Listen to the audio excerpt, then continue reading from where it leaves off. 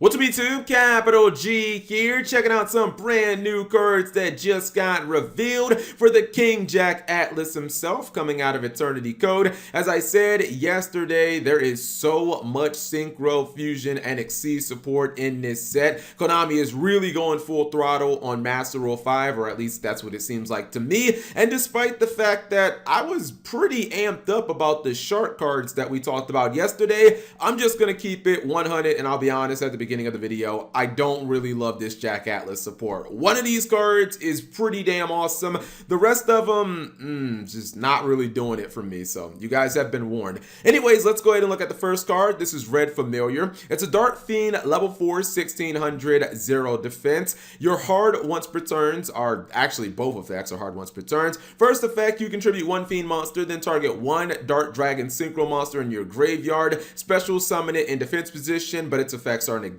Second effect, you can banish this card from your graveyard, then target a Dark Dragon Synchro monster you control, and declare a level 1 to 8. That monster becomes that level until the end of the turn. Okay, so Familiar contribute itself, or contribute like another Dark Fiend you control, and essentially you can pull back one of your big dragon monsters from the graveyard. You can pull back like, I guess, Hot Red Dragon Archfiend Abyss, or you can pull back Bane, Scarlet Red Dragon Archfiend. There are some pretty good targets. The problem is, not only does the monster come out in defense mode, so you're not going to be attacking with it, more importantly, the monster's effect is negated. So it's pretty much no threat to your opponent at all, and I'm not on board with that. I mean, like, summoning it is cool and it looks nice, but what can the monster actually do to me? Also, adjusting the monster's level, like, that seems kind of mediocre as well. Like, oh, I can make it a low level, so I guess I could tune with it. Honestly, it feels like a lot of work for not much reward.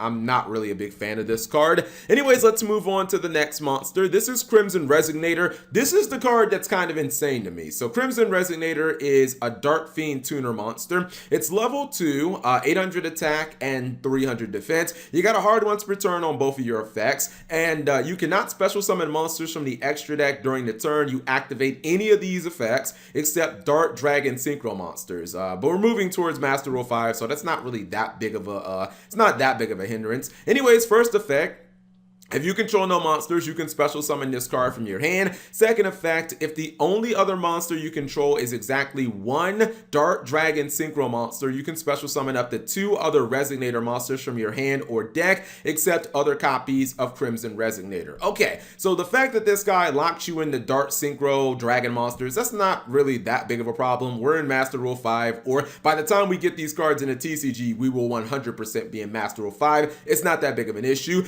I think that the fact that it can just special summon itself is always a good thing. I don't have to use my normal on this card. It can just be something I throw on the field from my hand as like my opening play. I really like that second effect. The second effect is really what makes this card kind of nuts, especially if you're using this card to summon something like Red Rising Dragon. So Red Rising Dragon, I believe, is the level 6 Dragon Synchro monster.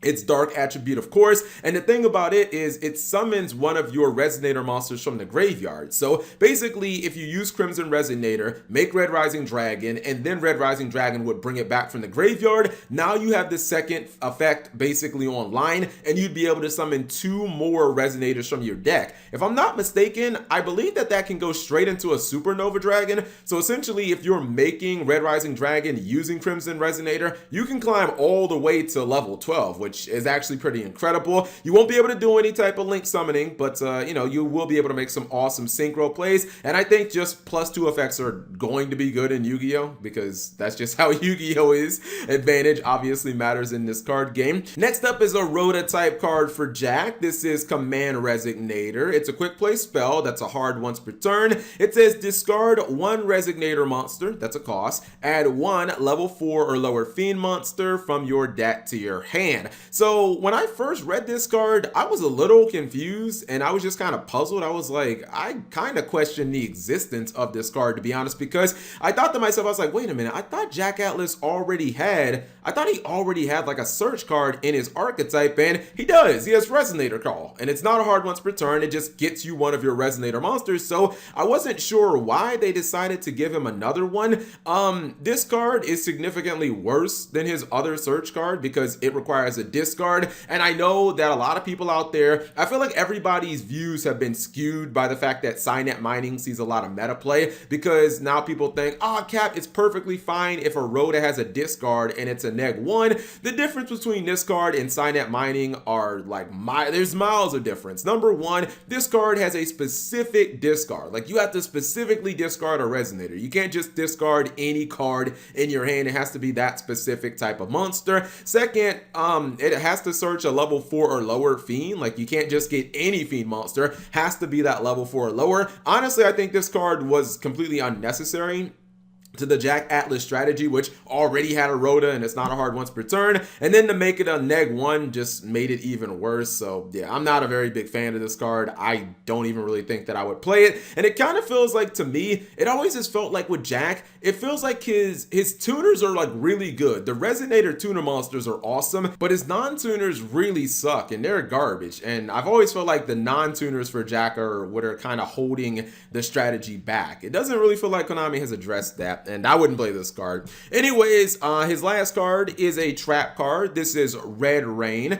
And if they change the color of that, you'd actually have a Prince song. That's a boomer comment. Anyways, this is a trap card that second effect is the hard once per turn. First effect, if you control a level 8 or higher synchro monster, banish as many monsters on the field as possible, except the monster with the highest level. And if you do, face up monsters on the field that were not banished by this effect are unaffected by card effects this turn, except their own. Second effect, if a Dark Dragon synchro monster is synchro summoned to your field while this card is in the graveyard, you can add this card to your hand. Okay, this is another card that I don't like very much. I don't really feel like it meshes all that well with his strategy. I mean, from what I've seen, the Jack Atlas strategy is all about dropping a bunch of big dragon monsters on the field. You can just go for like Supernova Dragon, but generally just one copy of that card is not a lot or not enough to like win the game. And these dragon monsters do have disruption. You got Supernova, you have Hot Red Dragon Archfiend, Abyss to negate stuff. So let's just say you had 3 big dragon monsters on the field, like your ideal kind of win setup. Why would you want to banish your own dragons? Like, I get this card banishes your opponent's monsters. That's cute, but it also banishes your monsters too,